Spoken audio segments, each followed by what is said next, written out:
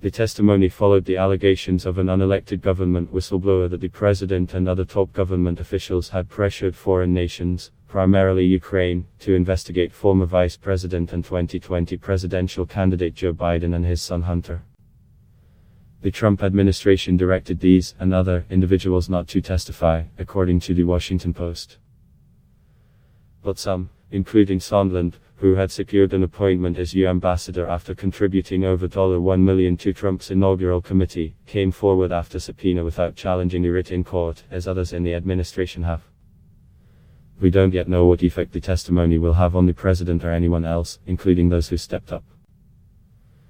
But what we do know from the impeachment hearings is that the whistleblower and the public servants who have appeared so far did what members of the unelected government do daily: they served the people. Their public service was to bear witness and report on deeds, words, and events spoken or carried out at the highest levels of elected government, outside of public sight and hearing.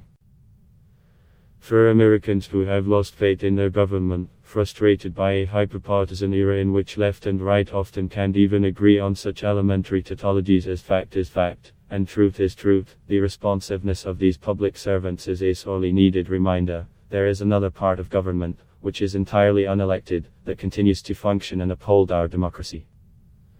Fortunately, while the Constitution mentions no fourth branch, one exists, and it dwarfs the other three in size and immediate importance to daily life. The members of the fourth branch, which extends beyond the federal government to encompass state, city, and other local polities, all volunteer to serve and are duly appointed or hired. The branch includes all manner of workers and professionals. The members are public servants, civil servants, the employees of the General Services Administration, GESA, the civil service, and a whole cadre of first responders. Those doing jobs that require specialized skills come into their positions having been educated or trained in some specialized field, ranging, say, from meteorology, for some of those on the professional staff of the National Oceanic and Atmospheric Administration, to aspects of law enforcement, like those who graduate from the FBI Academy at Quantico, Virginia, and join the Bureau. Counting federal, state, county, city, and village governments, the fourth branch numbered more than 22 million in 2019. These public servants manage government. They don't create policy, they implement it. They don't appropriate funds, they provide the fact-based data and analysis the elected decision-makers use to formulate their appropriations. Unelected, they are nonpartisan professionals. Their service is to the community, not to any party or lobbyist or special interest, and they are the most direct links that exist between the government and the governed. This is where the heart of our democracy now resides. For most of us, most of the time, and in most situations, neither the legislative, executive, nor judicial branches function as the government.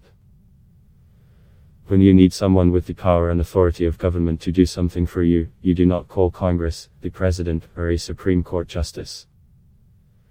If you need your plot of farmland protected from somebody's toxic runoff, or your house and family saved from a raging fire, or your property defended from an intruder, you call an agency of the unelected government at the local, state, or federal level.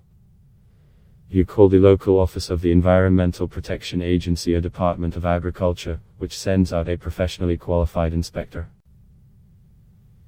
You call 911, and the city fire department sends trained firefighters. You call 911, and the police department dispatches sworn law enforcement officers. Too many of our elected officials denounce this fourth branch as the deep state and accuse it of all manner of outlandish conspiracy.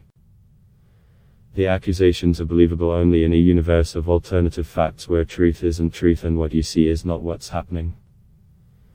The sole purpose of the accusations is to sow doubt and division for partisan political gain. The impeachment proceedings have highlighted the difference between elected partisans and the unelected fourth branch. They meet both head-on, as it is where it is.